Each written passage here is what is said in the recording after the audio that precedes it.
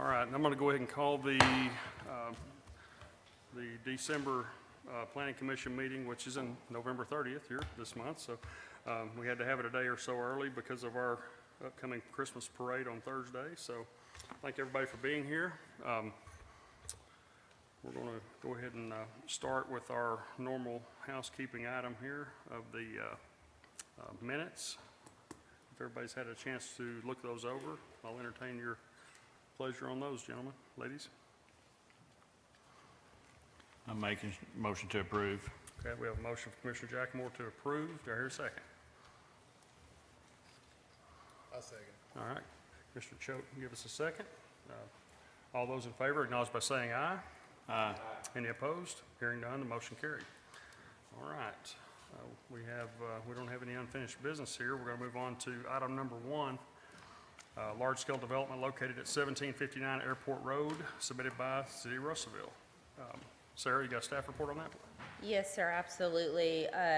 So this is a large-scale development for the Russellville Regional Airport. It's a new nested T hangar. The existing conditions for the airport are first that it's been there for several years, I believe the early 1960s. It is zoned M1, which is light industrial in the airport industrial district. The Russellville Regional Airport includes 1 main terminal building, 21 buildings for the hangars, and multiple outbuildings to support airport operations. The review comments, it's been in operation since the 1960s. Aviation services are permitted in the light industrial zone. Setback requirements are met for the property. The building is not visible from the right-of-way, therefore does not need to comply with the commercial building design. Sidewalks are not required at this location, and there is sufficient parking at the airport. So with that, it is staff's recommendation to approve the construction of to allow construction of a nested T hangar at the Russellville Airport as a result of the findings that the applicant demonstrates compliance with the regulations within Article 2.13 of the Russellville Zoning Code and the regulations within Section 7 of the Land Subdivision and Development Code. Are there any questions? All right. Mr. Frazier, you got anything to add to that? Is that No, not really. We're hoping to get things under construction. We got the pad ready to go, something that we'll be pouring footings this week. Appreciate y'all looking at that. This will be the process for any development at the airport from going forward. Mainly just so everybody's in the loop and we'll have record keeping and that, historical record of development. Anytime we do anything out there, we go on and on and on. we do appreciate that, sir. All right. Commissioners, what's your pleasure? I make a motion, we approve the hangars. Okay. Mr. Commissioner Choate, give us a motion to approve. Do I hear a second? Second. All right, second from Commissioner Jackmore. All right, we have a motion and a second to, oh, was that Luke? I'm sorry. Yeah, okay. All right, we have a motion and a second to approve this request as presented. All those in favor acknowledge by saying aye. Aye. Any opposed? Hearing none, motion carried. Thank you, Commissioner. Yep. All right, item number 2, discussion of application for large-scale development located at 3600 block of East 6th, submitted by Barrett & Associates on behalf of Valley Alliance for Economic Development Incorporated.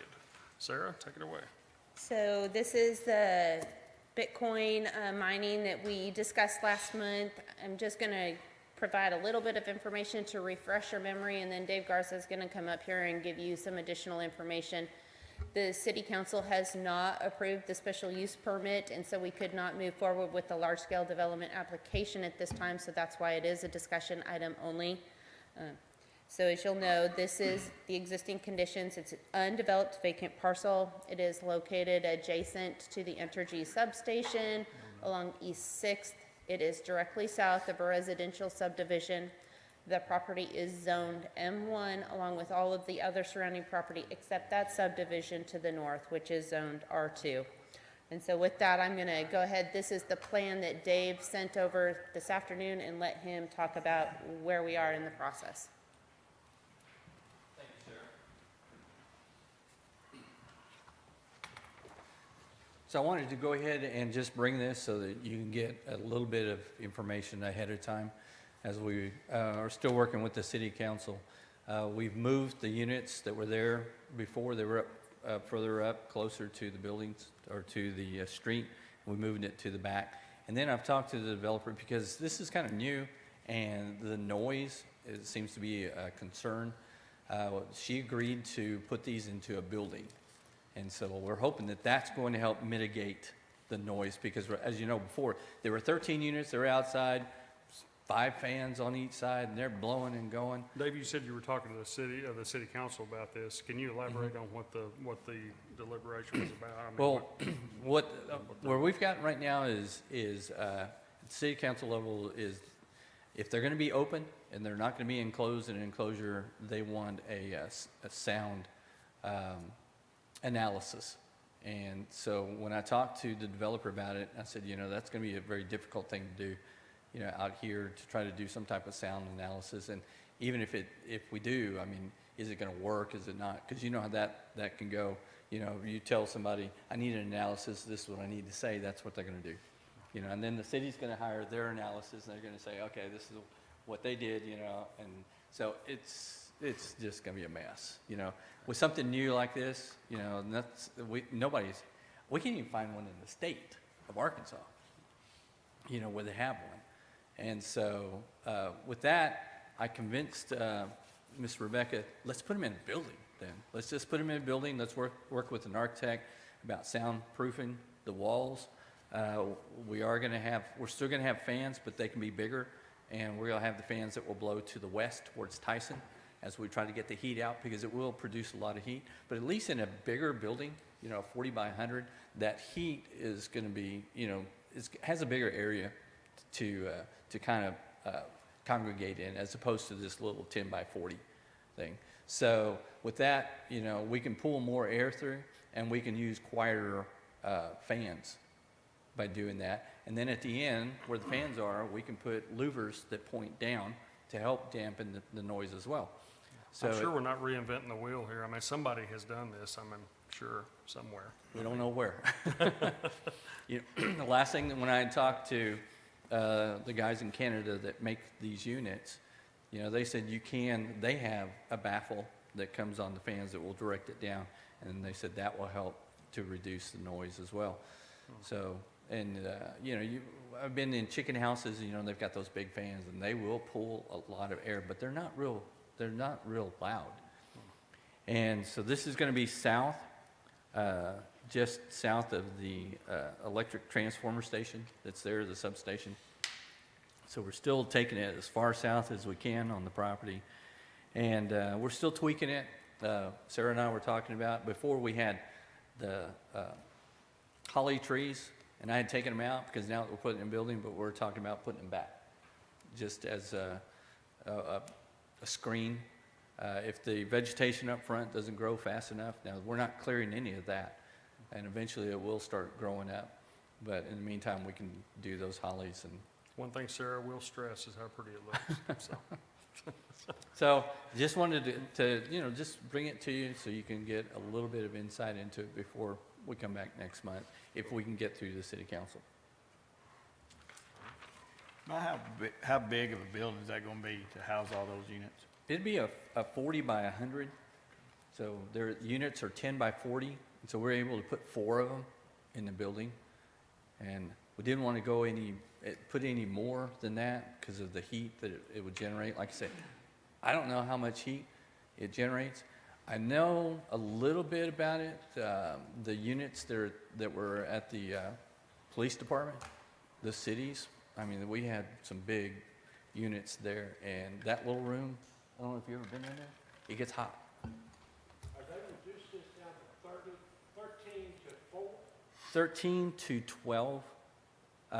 But the 12, you'll have 4 in a building, so now 3 buildings. So we've reduced it, we've reduced it from 13 single units outside to 12 units, but all of them will be in a building, so it'll be 3 buildings. Yeah, 3 buildings. That's where we're at. Which that sounds a lot better. I think visually it also will help to not have all those units out there, but 3 buildings. It'll fit in with the manufacturing, that's out there now.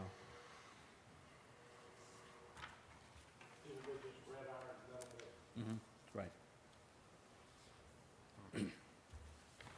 Yeah, we're looking at maybe a foam insulation with a board and then probably carpet on the inside.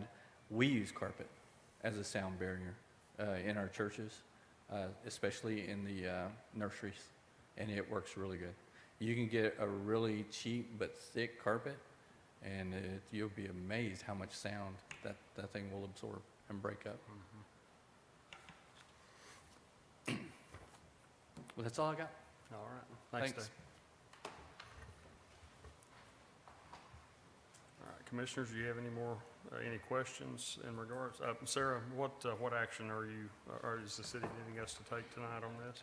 There's no action to be taken on this. It was just a discussion item.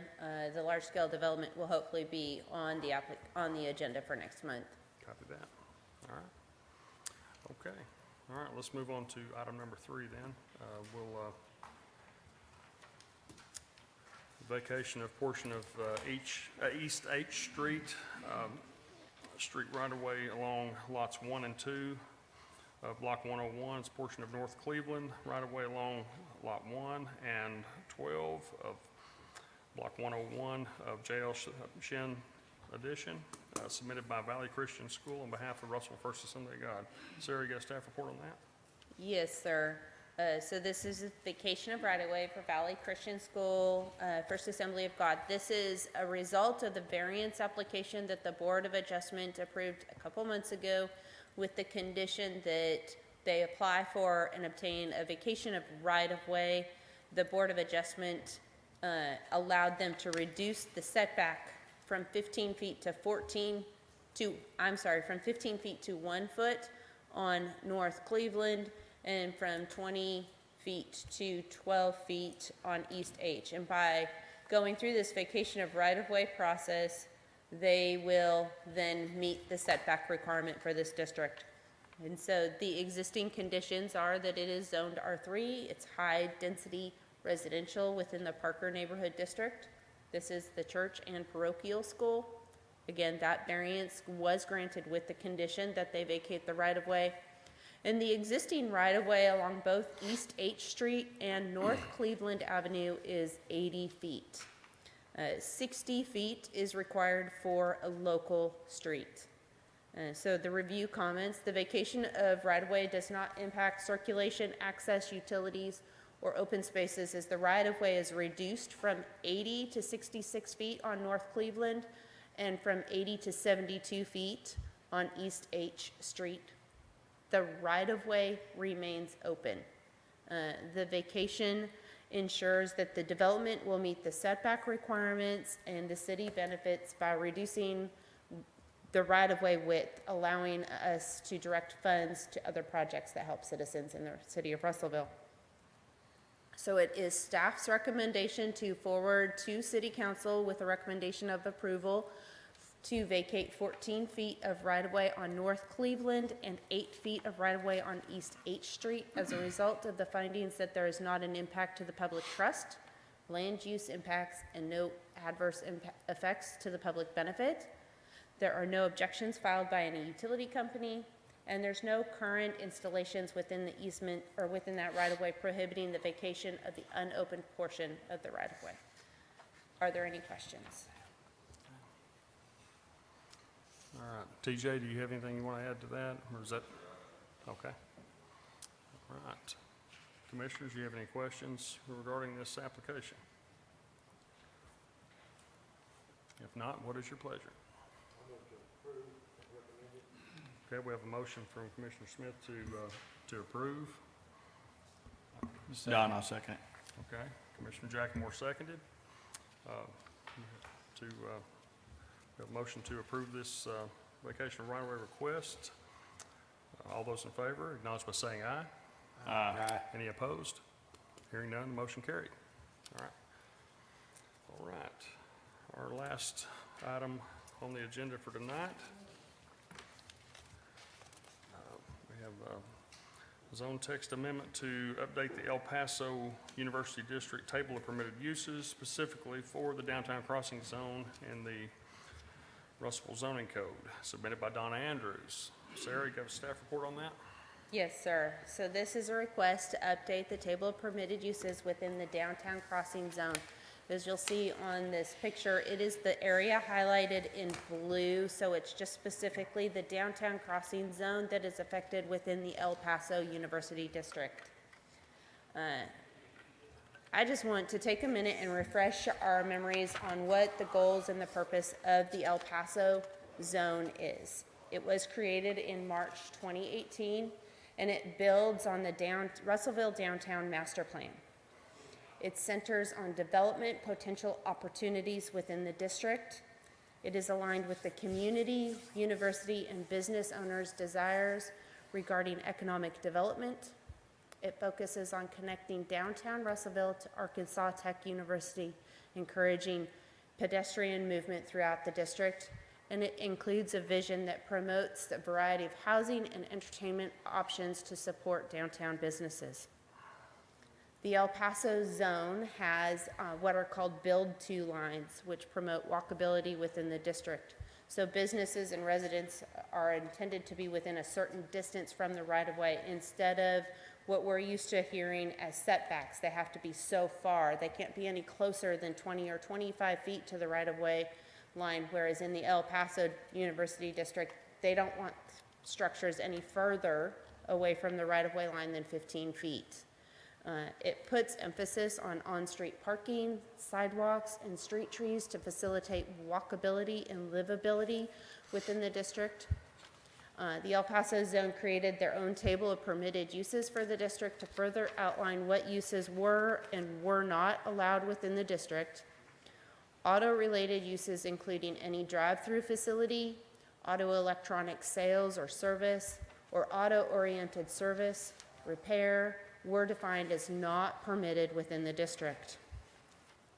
So this is what the vision kind of was for the El Paso district. You may be familiar from those 2018 meetings that this was included in the plan, which included infill mixed use, has that gateway to the El Paso Avenue, it has greenway areas, renovated housing, mixed use areas.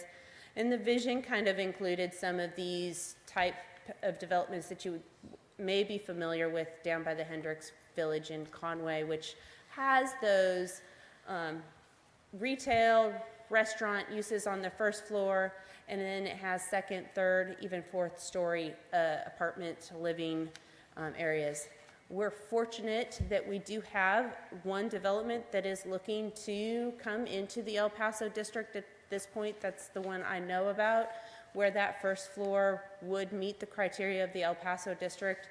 It has retail, restaurant uses outlined for the first floor and second and third story apartment style living for the upstairs units. And then I also want to bring to your attention, as you are aware, we are in the middle of doing zone code updates to the entire zoning code. In July 2021, the City Council hired the consultant firm Garver to help the City of Russellville update the entire Russellville zoning code. On September 23rd, 2021, a public input meeting was held to determine what areas of focus needed to be included in the zoning code updates. And the El Paso zone was identified as an area that we need to review for consideration as part of the overall zoning code update process. As a result of that, it is the findings below. We have the El Paso University District was created on March 15th, 2018. It was created to facilitate walkability and livability as a connector between the ATU campus and downtown. It is meant to maintain the small town ambience and natural heritage. This request does not meet the vision and intent of the El Paso University District in the long term. Auto-related uses are specifically called out within the zone as not permitted, and this change is not consistent with the objectives outlined in the zoning code. Therefore, staff recommends forwarding this application to City Council with a recommendation to deny. Are there any questions?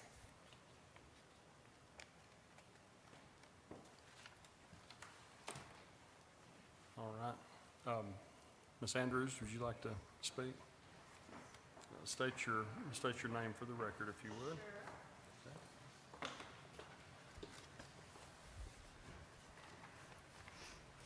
Good afternoon. I'm Donna Andrews. I own this garage building at 407 North El Paso, which been in my family now for 45, 50 years, and it's been used for nothing except an auto repair shop, except for the last 4 years, River Valley Food for Kids has occupied it. Knowing when I rented it to them that they only wanted it 1 to 4 years, I continued to maintain a business permit. I bought it annually, and the city sold it to me. And so I was under the impression that I was good to go. When they left, I could still do auto repair. But Jonathan, with Jonathan's Repair, contacted me recently, knowing this building was going to be vacant, and he asked me if I would be willing to let him have it for auto detailing shop. So I approached Sarah, and she informed me about this rezoning in 2018, which I wasn't advised and didn't know anything had happened. And as this income from this, I'm a widow and also have a disabled son, so I really do need the income. I would hate for this building to go vacant and sit there and become an eyesore, because since I've maintained it since my husband died, and I've brought it up to code considerably. I have a picture of it, how it was 6 years ago, and it was in very bad rundown condition with overgrowth around it, a chain link fence that had honeysuckles on it and trees around it. All that's been removed, and I've painted it. And without income on it, I can't continue to paint it, get a new roof, and upkeep it. So I'm afraid it will get back to more of an eyesore than it is.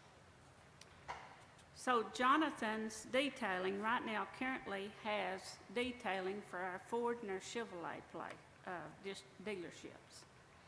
And his building that he's in now has sold, and he's looking for a place. So that's about it. I'll be happy to answer any questions, and thanks for your consideration. Okay. Thank you, Ms. Sanders. Appreciate it. Okay.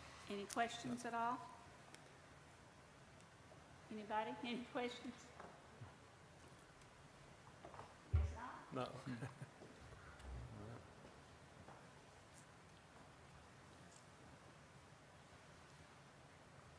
If anybody does have any questions, please, whether for Sarah or for Ms. Andrews, let's, okay, all right. Sarah? This El Paso University District was created in 2018. Was there any notifications that went out to property owners notifying them of this? There were notifications in the Courier of meetings going on. There were notifications in the Courier of zone changes at Planning Commission and at City Council. I could not confirm from the file if all of the individual property owners within the district were notified. I unfortunately was not here at the time, so I just have to rely on what's in the file. What is the procedure? What is the procedure for notification of property owners? Is it just through the paper public, or is it individuals that are directly affected by that? Do we need to certified letter, certified something to Right. make sure that they get that? Is that, what is our procedure for the city of Russellville doing this? On zone text amendments, when the City of Russellville does a zone text amendment, when I have done zone text amendments for the commission, it is that we advertise in the Courier that there is a zone text amendment coming up. So we just publish in the Courier. I don't believe that there's a requirement to notify property owners unless it's specific to a property. So the Courier would be the sufficient notification. should that be something that we consider doing? I mean, because for one, not everybody reads the Courier, but I mean, like Luke was saying, I mean, a certified letter to property owners, no bigger than that is. I could see if it was a mile-long stretch with a business every 100 feet, but you're not looking at that. You're looking at a business here that's operated for many years, and now we're saying they can't do it. I mean, so. As part of the zone code updates that we're doing, we can absolutely look at different ways to include for notification. I do agree that not many people do read the Courier anymore and that there should be other options that we include. However, the state law requires notification in the Courier, and that's the only notification that the state law requires. That whole area has undergone a large amount of development since it started in 2018. With all the work on El Paso, the roads and everything, the Yes, ma'am. changes in color to yellow and green. So all of this was very well publicized back then to promote tax coordination with the city and the development, hoping to open that more. And I do know that there were public meetings kind of held out on El Paso with tech kind of leading that charge. I just don't have if there was anything mailed to specific owners or anything on that. The public meeting was notified through the paper. Yes, sir. Was advertised.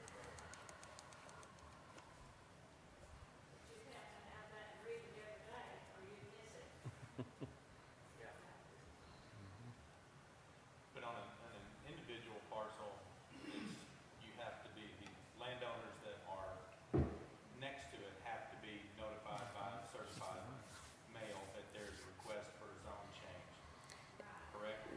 Yes, when it's related to a specific parcel and you're changing the map designation, zone text amendments are different in that they affect everything in that zone. So you would have to then look at that from a different perspective. But if you're changing the map and you want to change from a C2 to an El Paso zone, you would have to notify those people right directly adjacent to your properties. You couldn't just run an ad in the paper, I mean, and hope the city reads it? I mean, that's, There was a public hearing, yes, sir. It was heard before the Planning Commission, it was heard before City Council.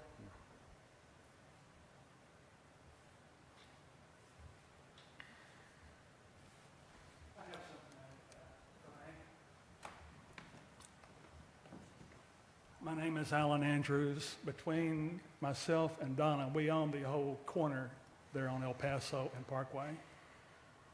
And I think, Sarah, you have to play it back and see what you said. Unless it's a significant amount of land, they don't normally notify the people specifically that own it. Well, we own quite a bit of property there and heard nothing about it. Now, if I'd have known they were going to do what they did, I'd have been down here saying, hell no, drop dead. With the zoning code changes, which means implies what states, you have to have on-street parking and install trees that are not saplings, it's like 4 or 5 inches in diameter. And so I asked Sarah, how do I do that in concrete? Well, you can figure out how to do it, she said. Now, this is not proper. Now, I'm going to pursue it. But in the interim, she's got a renter right now to rent that shop. Jonathan has lost his place. That's where Massey Glass used to be. And she needs to rent that and has a renter lined up. And this fantasy with Tech and downtown Russellville, the old part of Russellville, so students can meander down from Tech and goof off in the old part of town where there's nothing to do anyhow. I noticed that dog-eared bucks went out of business. So, you know, that was a big reconstruction or renovation project for that old building. They finally gave it up. So you guys can do whatever you want with this idea about tech and walkability and so forth, but this impacts us directly. And I'm going to pursue it in other ways, but Donna ought to be able to rent her property. She spent a bunch of money, as she stated, had the place repainted, rewired. It is up to code, and now she can't rent it. So this is unfair. That's all I got to say. Can you state your name for the record, sir? Alan? Alan Andrews. Okay.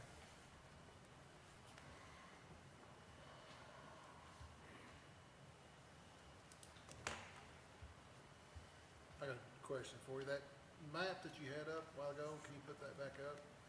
And the question is that car lot on the corner, is that in the same district? Yeah, they own that. And it's operated as a car lot? Well, yeah. It's vacant right now. Oh, it's The closed. people had entered into, the gentleman had a health crisis, and they finally went on the hiatus. But it's up for rent right now. I'm grandfathered in. I own a bunch of property there, and Donna owns the rest of it. So that whole corner is owned by us.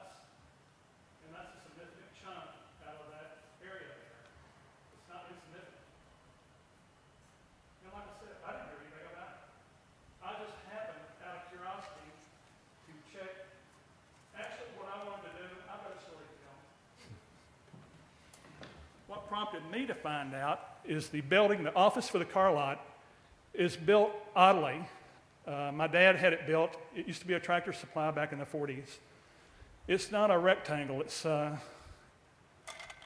has a 6 by 18 inset in the back, and that leads to an unusual roof configuration, which tends to leak. And I was thinking about tearing that wall out and making it a perfect rectangle so I could put a normal roof on it. So I thought I'd call down and see how big a deal a building permit would be. And that's when I found out about the zoning and how impactful that is. And it's just by happenstance. If I hadn't have done that, I'd have been sandbagged. If I do anything, there's zero threshold applies to all that property. If you do anything that changes the use, you have to bring it into compliance with the new code, which is on-street parking. I guess you pay Duffields to go in there and do curb cuts and all that, install trees. Probably the other things, those are the two biggest impacts that I noticed. I mean, it's ridiculous. Like I mentioned to Sarah, how do I get access to my property with on-street parking? She indicated that she didn't know how I'd pull that off.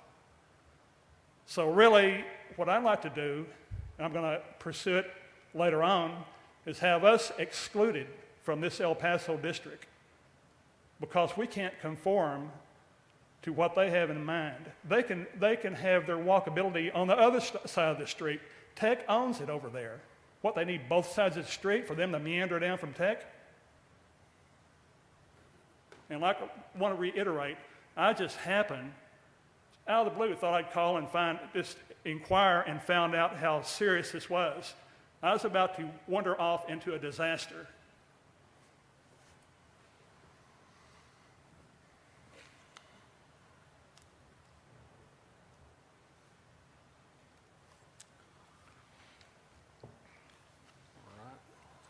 I got a question, Sarah, you might be able to answer it. Is the reason this is going because it's changing hands? It's no longer, it changed businesses, is why it's falling underneath this? So it is considered not, it's no longer non-conforming.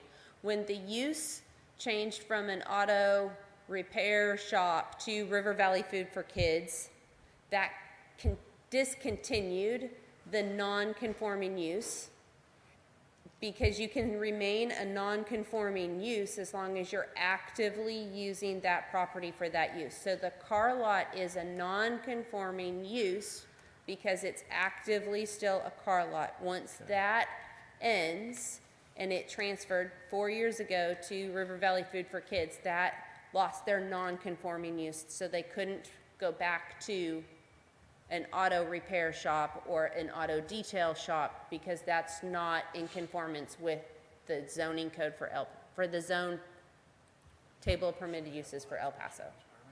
Okay, so if that car lot that's on the corner, can it be a car lot now? It can be a car lot right now because it is still a car lot. a car lot. Okay, thank you. Yes, sir. This ties in with improper notification. Like when people contact me about that car lot, I tell them, like Jonathan, he contacted me. I said, it's got to be a car lot. If I wait 6 months, the fathers of Russellville prevent me from using it as a car lot. And if you walk down there and look at it, you were a total stranger, what's that look like? It's a car lot. Now, Donna wasn't properly notified, or she would have told River Valley Foods, I'm sorry, it's got to be a garage. If it's not, I will never be able to do it again. And it's kind of like my car lot. You look at that building, it looks just like a garage building because it is. So she, like I was about to do, wandered off into this because she didn't know. And that's improper.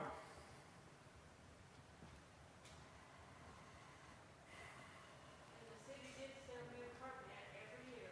I have them right here. Every year I By the way, about the permits, Trey Smith, I forget what it was, he sent me an email, probably Sarah could conjure that up. I pointed out that she had gotten out of curiosity, as what it wasn't any of my business really, but I inquired nonetheless.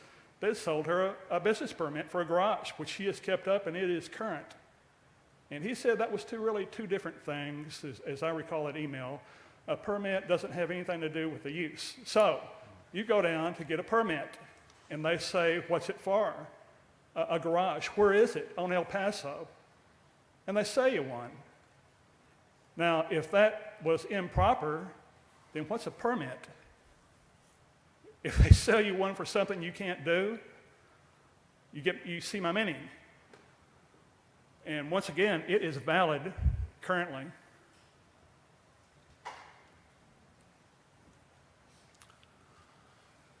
Sarah, you got anything to add? Regarding the permit, when it was applied for in January of this year and we were doing the review, we noted that that was the location for River Valley Food for Kids. We tried to contact the applicant, but the information on file did not lead us back to Ms. Andrews. It was a auto repair garage that was no longer in service.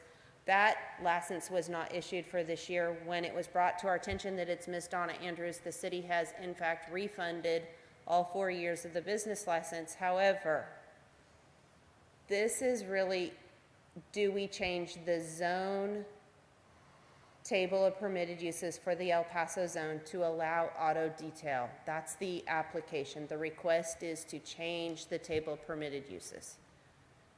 I can talk about business licenses, but that's a separate ordinance. It's under separate things. The issue here tonight is regarding the table of permitted uses for the downtown crossing zone.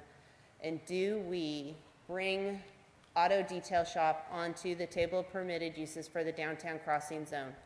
If we do, that will allow auto detail shop in any location at any business location in the downtown crossing zone. If the idea and the goals and the vision of the El Paso district are what we want to see, and we want to see the redevelopment of this district, the economic development that ends up as a result of that vision, then I do not believe, and staff's recommendation would be still to deny that application because an auto-related use is not included in the vision for the El Paso zone.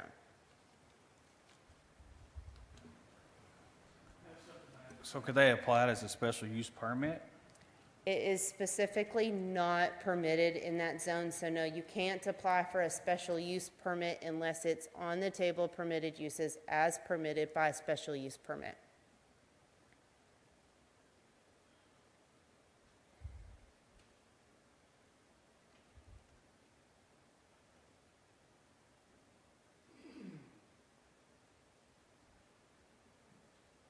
You know when she said that they couldn't figure out who owned the property or who to apply to?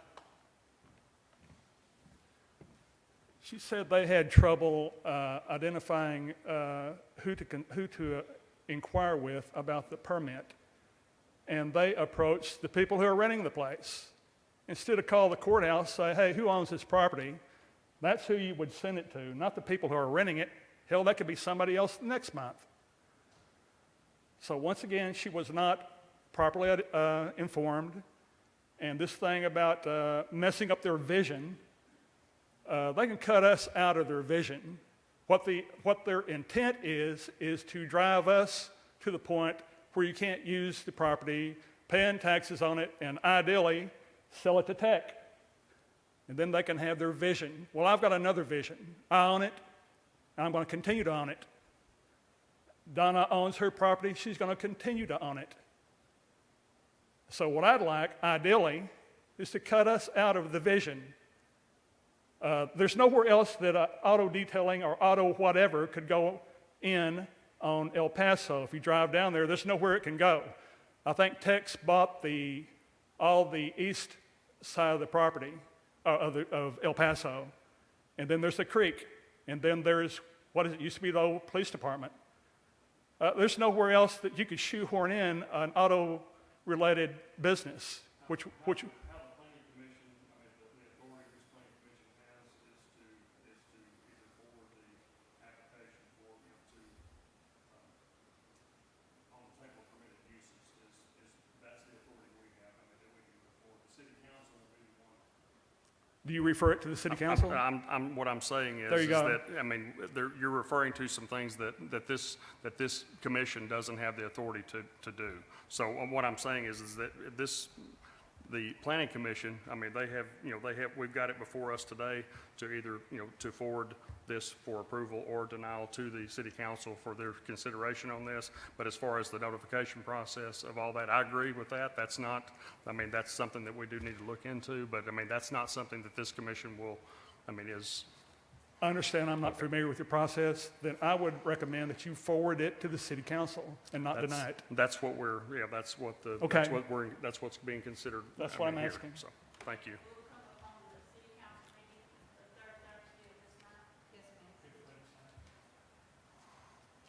All right. I'll make a motion to move it on to council. We're not going to make any headway here. For approval. Okay, we have a motion to approve this, we have a motion for approval of the table of permitted uses here. Do I hear a second? I'm confused on what the motion actually is. The motion is to move it on forward to, is to add this use that they are currently, or that they're wanting to use, to move that forward as a permitted use. 3 readings at the council level anyways. Right. Add it to the table of permitted uses. So you're not recommending what the staff recommends? No. No, ma'am. You're recommending to approve it as they want to continue to use it? Yes, ma'am. Okay, that's what I was trying to clarify. Okay. Do I have a second on that, guys, ladies? I'll second it. Okay, we have a motion and a second to add this to the table of permitted uses. All those in favor acknowledge by saying aye. Aye. Okay, any opposed? I'm abstaining. Okay, Opposed? we need to go ahead and do a roll call on that, John. Jackamore, Yes. Cothran, yes. Monfy? Hatley, oh, sorry. Duffield, Abstaining. Choate, Yes. Smith, Yes. 4-1. Mr. Miller, you have to vote on that because there's only 4. Yes. So it is 5-1, it does pass, so, and just to clarify, to clear the Yes. air here, this will go on to the council, is what we motion to approve here, and it still have 3 readings, because we wouldn't make that decision anyways. So, and by city ordinance too, that we have to have at least 5 yeses, so here, I mean, it is moving forward. it'd just save us from with the sitting here approval. for another hour back and forth to get nowhere, so, thank you. Okay. All right. Is there any other business? We are adjourned.